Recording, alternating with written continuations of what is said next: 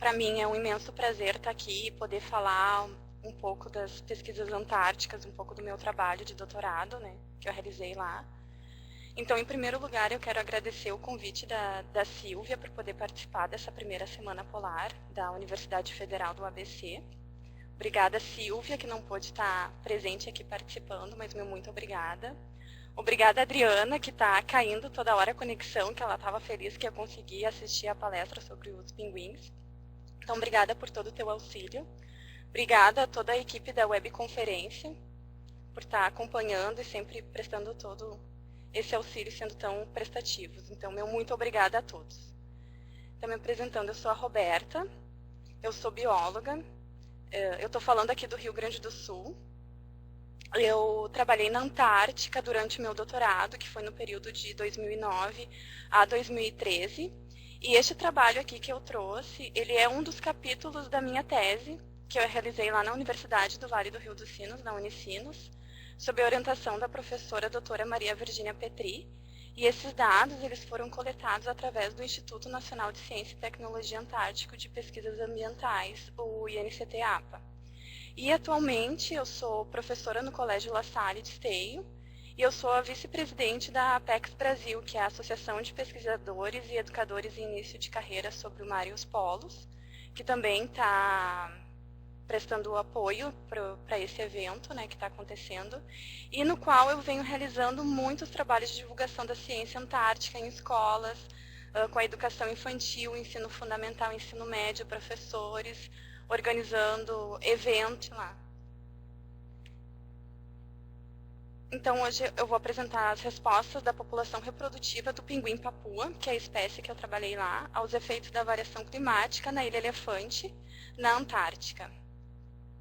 Então, a Antártica ela é o continente dos superlativos. Lá tudo é mais. É mais frio, mais seco, mais ventoso, mais remoto, despovoado, desconhecido e, consequentemente, mais preservado.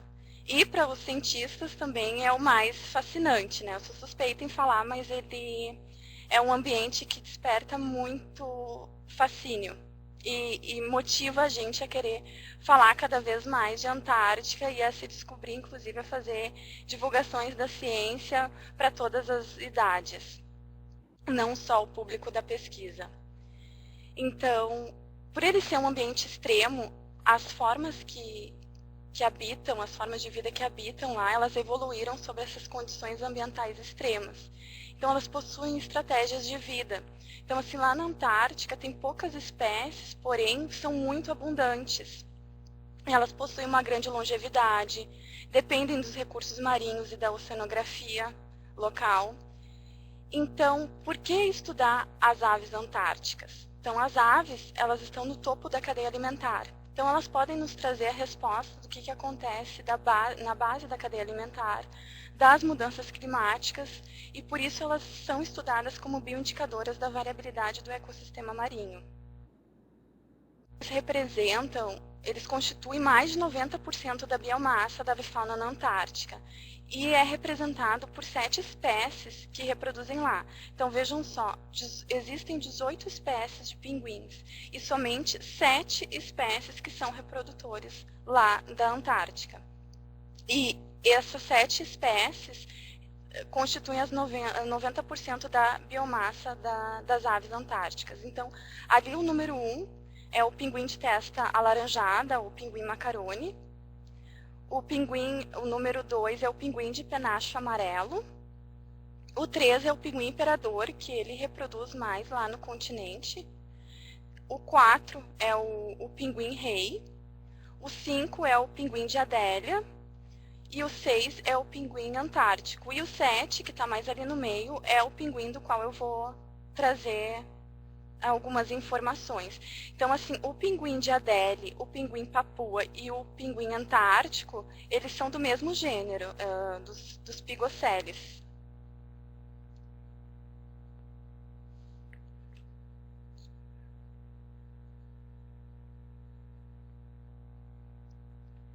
Então, falando um pouco da localização da distribuição do pinguim antártico. Do pinguim papua.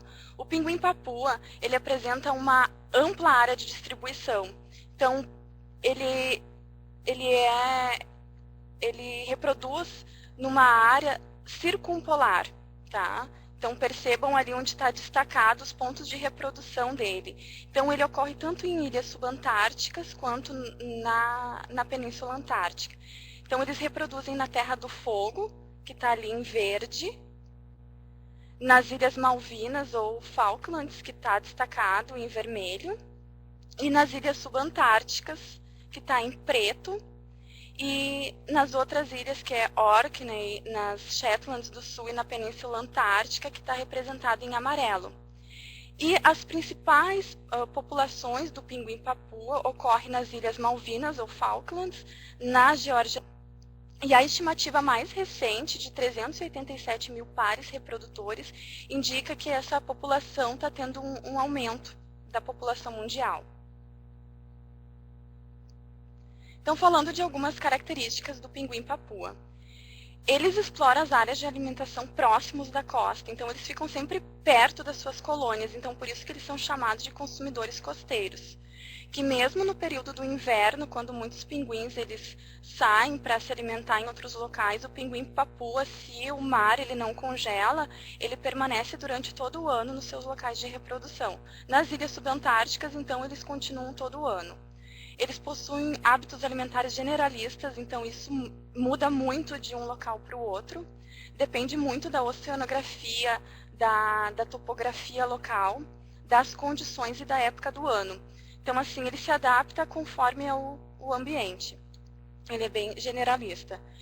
E esse hábito alimentar generalista dele, ele aumenta da península para as ilhas subantárticas, sendo que ele se alimenta de... O peixe é muito importante nas ilhas subantárticas e o crio é mais importante em vários locais da península. Eles mergulham em profundidades muito maiores que os outros pigocerídeos ali que eu mostrei, o pinguim de Adélie e o pinguim antártico, chegando até 120 metros. Ele é a maior espécie do gênero, chegando a 90 centímetros. E as suas colônias elas não são numerosas, comparado com os outros pinguins. A sua população é a menor dentre as 3 espécies dos pigocerídeos. Então, geralmente, como eu expliquei, ele vive próximo das suas colônias durante todo o ano, tem uma ampla distribuição geográfica, que é circumpolar, e tem um outro detalhe que nenhuma outra espécie de pinguim exibe, que é tanta variação biométrica, então muda muito as medidas biométricas dele e a massa corporal de uma ilha para outra. Uma coisa que eu escrevi aí no chat. Então sejam bem-vindos os outros que foram chegando agora. Então aqui são as fases de reprodução do pinguim-papua. O pinguim-papua, ele faz os seus ninhos sobre a vegetação nas ilhas subantárticas, mas na península eles utilizam pedras, então eles fazem os seus ninhos com pedras. O período da postura é no intervalo de aproximadamente 7 dias entre um ovo e outro. Então eles colocam geralmente 2 ovos. O período de incubação vai de 34 a 36 dias. Daí ali embaixo mostra o período de guarda. Então o que acontece? O casal, o macho e a fêmea, eles se dividem para cuidar do filhote. Então durante todo esse período de incubação, o casal ele compartilha a guarda do ninho ocupado. Então eles vão se revezando em períodos curtos, de no máximo umas 12 horas, para poder fazer as atividades de alimentação, e daí eles vão trocando e se revezando em torno, uma média de 12 horas. Os filhotes eles permanecem no ninho cerca de 30 dias antes deles formarem a creche, né, que ali mostra uma foto da creche. O que é esse período de creche? É quando os filhotes eles são deixados sozinhos na colônia e ambos os adultos eles estão forrageando no mar e eles vão retornando em intervalos para alimentar os filhotes. E depois desse período da reprodução, que o filhote ele já consegue se virar mais sozinho, os adultos eles entram por um período de muda. O que eles fazem? Eles precisam trocar as penas velhas e gastas por penas novas. Então eles procuram um canto, eles ficam lá naquele canto e vão fazendo essa troca, essa muda das penas. E nesse período eles não podem entrar na água porque eles estão sem a proteção. Então eles ficam sem se alimentar por 10 ou 30 dias.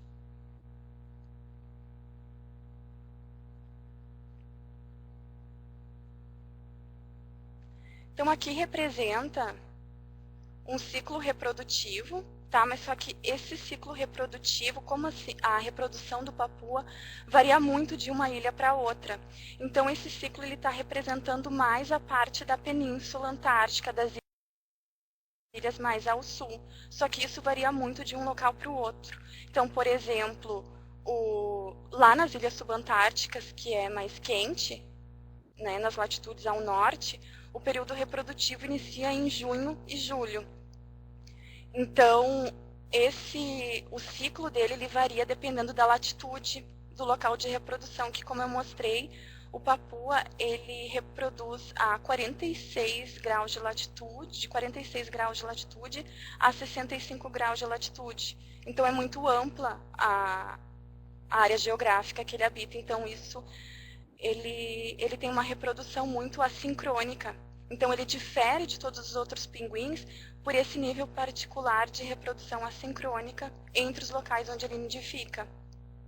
Então, ele permanece durante todo o ano nas colônias, principalmente nas ilhas subantárticas, né?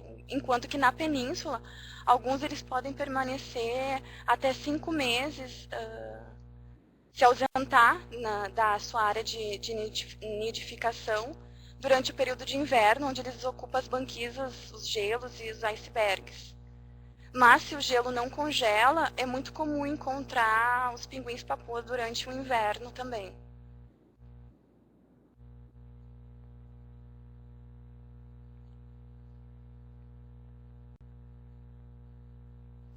Então, os pinguins, eles são adaptados a viver em condições ambientais extremas, mas eles podem ser altamente sensíveis às perturbações climáticas, tipo como frequentes tempestades, acúmulo de neve. Mesmo eles sendo adaptados a viver num ambiente extremo, eles também são sensíveis às perturbações climáticas, mesmo sendo perturbações naturais. Então, os eventos climáticos, o que eles podem afetar? O momento da postura, né? Se tem muito acúmulo de neve, eles podem acabar perdendo seus ovos e desistindo da reprodução. Então, com isso, induz os reprodutores a abandonar os seus ovos e filhotes como uma resposta às limitações do clima e, com isso, afetando todo o tamanho da população reprodutiva. E existem os índices de oscilação climática que elas também têm interferido nas mudanças demográficas, como o El Niño, a oscilação sul e a oscilação antártica, que influenciam essas oscilações climáticas de temperatura, vento e pressão. Tá? Lembrando que são perturbações climáticas naturais.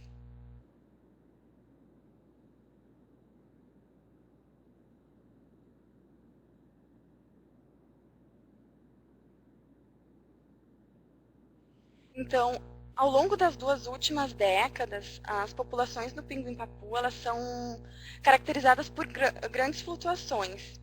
E isso acontece em todos os locais de reprodução devido a vários fatores, como as mudanças climáticas, a disponibilidade de alimento, a disponibilidade de áreas livres de gelo para a reprodução, o aumento na atividade do turismo e da pesca. Então, assim, isso varia muito de cada local. E na Ilha Elefante, em Stinker Point, as causas da variação do número de pares reprodutores, existem alguns dados, porém, ao longo dos anos, porém, essas causas dessa variação ainda não são bem compreendidas, né? Então, está tendo estudos para poder compreender o que acontece lá na Ilha Elefante com relação à flutuação populacional do pinguim-papua. Então, aqui, um mapa mostrando a localização da Ilha Elefante, que ela é uma ilha localizada próximo à Península Antártica. Ela é considerada uma área importante para a reprodução das aves marinhas. 13 espécies de aves reproduzem lá, dentre elas o pinguim-papua.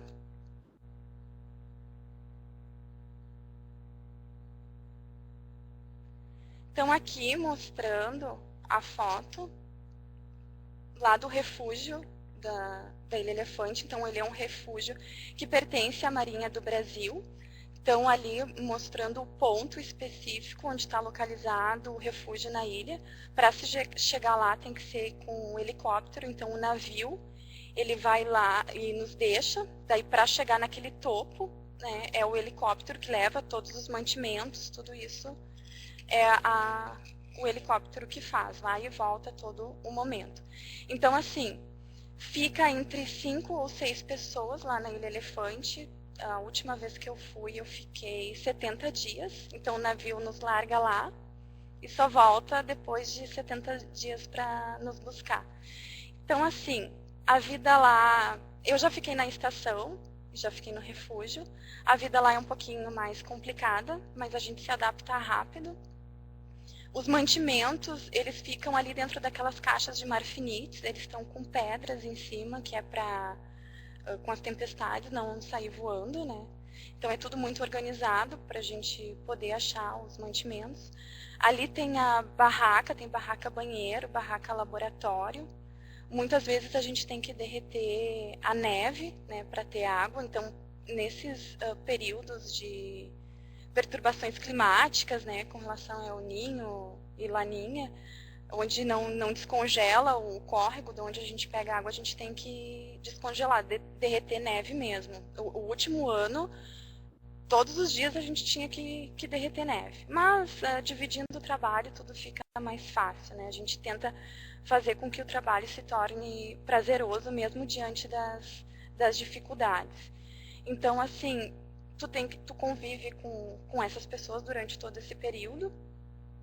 A comunicação ela é via rádio, tem o Iridium, que é um telefone via satélite, que tu também faz essa comunicação. Então, assim, comparando, né, a vida na estação, ela é mais fácil, né, porque tu tem um suporte maior. E no refúgio é entre as pessoas que estão lá, é dividindo o trabalho e realmente trabalhando em equipe e um cuidando do outro.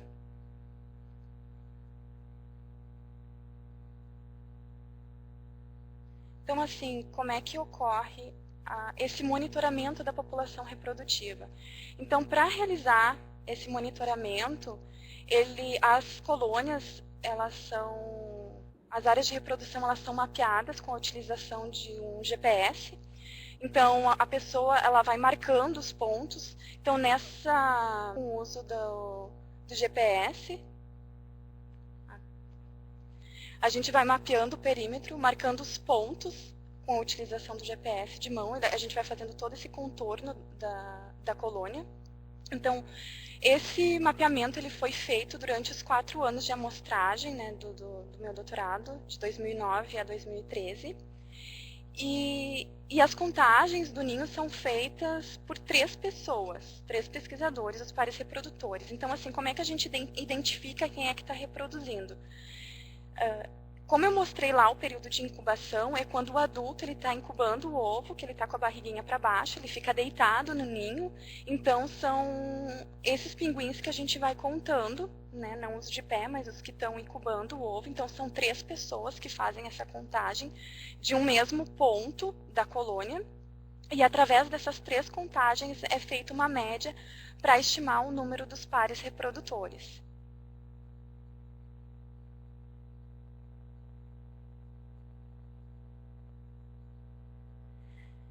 Então, aqui é um gráfico que mostra, ao longo dos últimos 40 anos, o número de pares reprodutores do pinguim-papua. Eles têm mostrado flutuações populacionais, mesmo que a gente não tenha feito monitoramento de todos esses anos, né? Tem poucas bibliografias lá daquela ilha, então a gente tem de 1970 e depois tem a da professora Virgínia, dos dados dela, do mestrado, e dos dados do meu doutorado, que a gente veio acompanhando.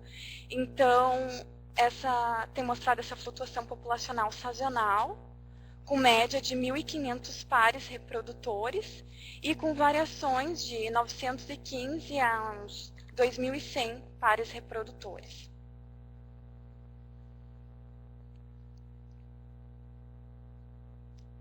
Então, o que que acontece?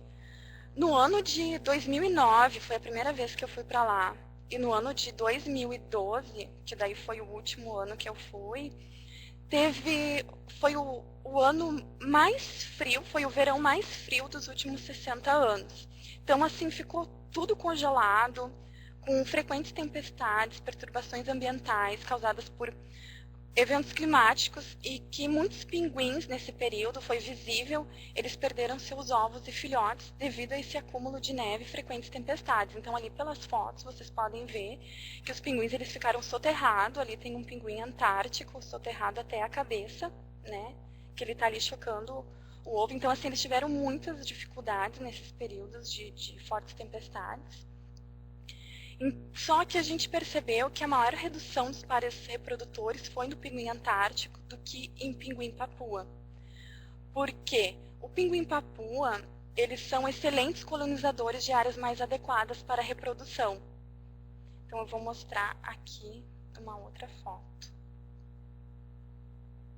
para vocês. Então ali naquela primeira foto, mostra que o pinguim papua, eles reproduzem em locais mais elevados. Então a neve, ela não fica acumulada, comparando ali com a foto mais abaixo do pinguim antártico, que é um declive. Então, assim, ali naquela primeira foto, representa um ano mais favorável, né, sem a neve, e a foto um pouco ali embaixo é do mesmo local, né, a mesma colônia, ali a neve acumulada. Então, o que que acontece? Mostra essa retração ou expansão da área dos grupos reprodutivos em períodos com fortes tempestades. E como o pinguim antártico, ele faz os seus ninhos em declives, então a neve fica acumulada, chega até a formar buracos, assim, quando tu vai ver, tá um pinguim antártico reproduzindo lá dentro daqueles buracos ali. Não sei se pelas fotos vocês conseguem visualizar bem. Então, assim, as dificuldades do pinguim antártico são muito maiores que o pinguim papua, comparando com relação ao terreno onde eles preferem reproduzir. Então, o pinguim papua, terrenos mais elevados, então a neve não fica acumulada. Já o pinguim antártico é em terreno onde tem um declive maior e que chega... é visível, assim, tu vê os ovos ali abandonados. Eles sofrem muito com esses períodos de perturbações ambientais. Não sei se alguém tem alguma pergunta, se alguém tem alguma dúvida. Vocês podem ir escrevendo aí no chat.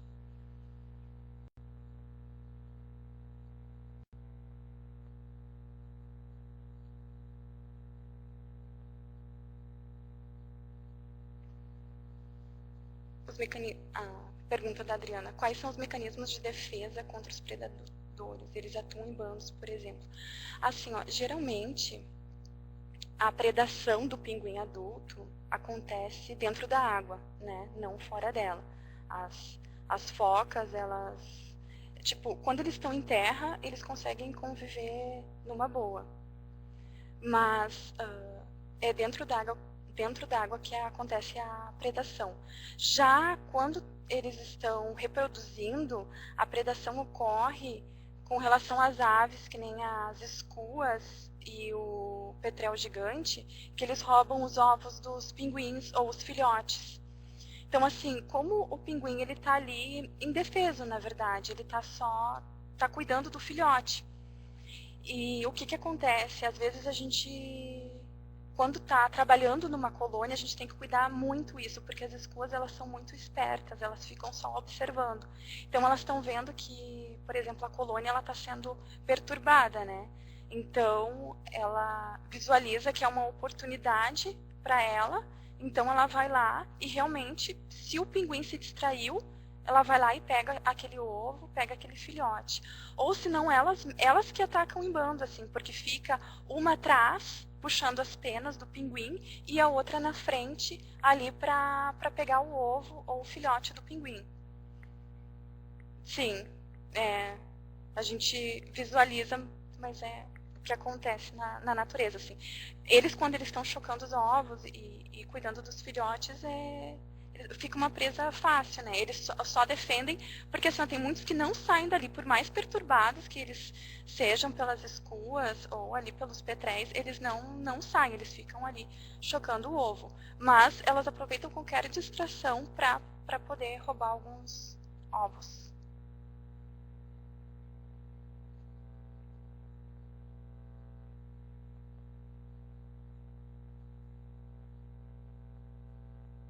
Então, assim, ó, um estudo que eu fiz, a gente comparou os pares reprodutores junto com os dados climáticos. Então, o que é que respondeu? Quais os índices que responderam, ou seja, que foram significativos? Os períodos de índice de oscilação antártico negativo e a anomalia de temperatura negativa, elas foram significativas. Então, esse índice de anomalia e a temperatura negativa estão associadas a um clima mais severo, com ventos, fortes tempestades, um acúmulo de neve, e com isso afetando o período reprodutivo e reduzindo as áreas livres de gelo para a reprodução, e com isso diminuindo o número de pares reprodutores em anos que teve essa oscilação antártica negativa e anomalia de temperatura negativa. E também teve um outro fator que foi a anomalia de temperatura positiva, ou seja, o que acontece? Ela está associada às alterações da cadeia trófica ao aquecimento das águas superficiais. Daí, com isso, reduz o gelo marinho e a produtividade de cria. Tem uma pergunta aqui. Essa preferência dos antárticos por depressões de terrenos estaria associada à presença de vegetação? Olha, eu não sei te dizer, porque assim, ó, é pelo declive mesmo, porque igual não tem a vegetação ali onde o Antártico reproduz, pelo menos assim, do que eu vi. E não li nada sobre isso que estaria relacionado à vegetação, porque no caso eles utilizam as pedras para poder fazer os seus ninhos, então eu acho que é com relação ao declive mesmo. Que eu falo, vou fazer por aqui que acho mais prático. Ou próximo do mar, né? Porque, mas também muda muito de um lugar para o outro. Gigantescos. A gente sabe que algumas delas estão interrelacionadas, né? Por exemplo, o efeito estufa, a camada de ozônio, enfim, de todas as alterações climáticas globais. Vocês têm levantado alguma hipótese em relação a isso? Está influenciando?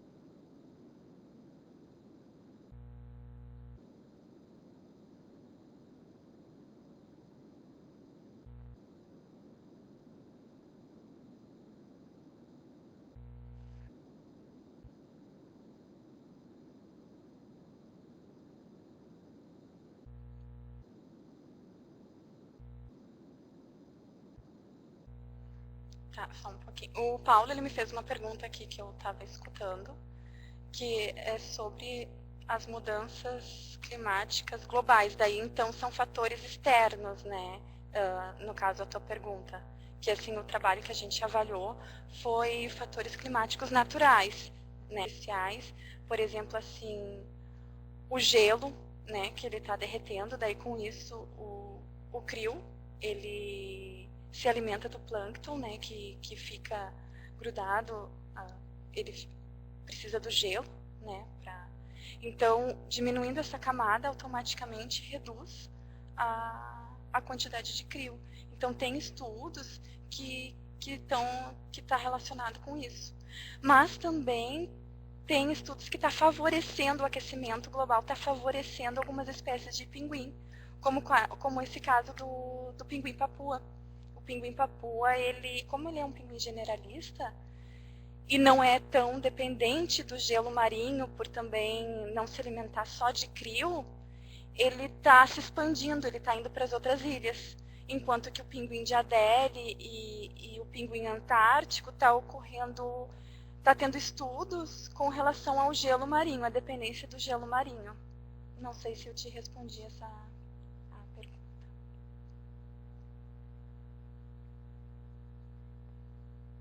Macir, se tu quiser colocar a referência. É de se pensar. É um estudo que que poderia ser feito para poder relacionar com relação a essas preferências do local de nidificação. Porque se tu pensar assim, é sofrido para eles, né? Fazer as suas colônias num local onde vai ficar aquele acúmulo todo de neve, eles perdem seus ovos e continuam reproduzindo ali. Então, tem alguns estudos com relação ao tamanho dos seixos.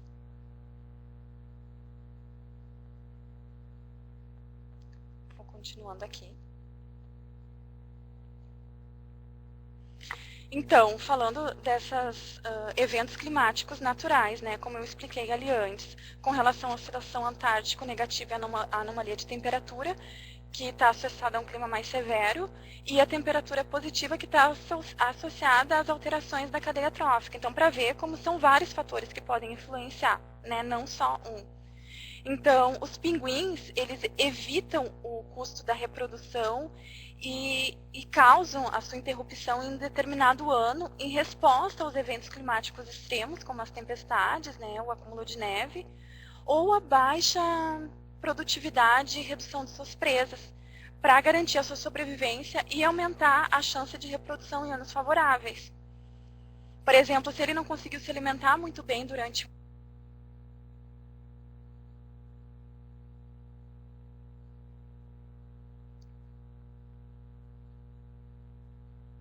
Então, para o pinguim papua, que ele tem uma ampla distribuição circumpolar, que a gente viu que ele reproduz de 46 graus de latitude a 65 graus de latitude, os impactos dessa mudança global, dessas mudanças climáticas, elas diferem muito de uma região para outra. Inclusive, tem estudos dos mesmos anos em que o pinguim papua aumentou, né, os pares reprodutores, a sua população, e em outra ilha diminuiu. Então, para compreender essas respostas populacionais, que podem ser diversas ante essas parcerias nacionais e internacionais, essas trocas de informações com os outros pesquisadores, são importantes para que a gente tenha um conhecimento do que ocorre em cada ilha, porque assim, vocês sabem que a logística para poder ir até a Antártica é algo muito complicado, a gente não consegue pesquisar em todas as ilhas que a gente gostaria. Então, para poder, essa troca de informações são importantes para poder ampliar esse conhecimento, saber o que acontece, entender o que acontece em uma ilha e na outra, o que pode estar interferindo, né, mesmo sendo algo natural, essas perturbações climáticas da Antártica, a gente sabe que é um ambiente extremo, mas pode dar alguma alteração com relação à população reprodutiva de um ano para o outro. Então, por isso que acontece muito dessas flutuações populacionais. Então, por isso é importante a gente entender o que é que causa essas flutuações e tentar fazer um panorama global.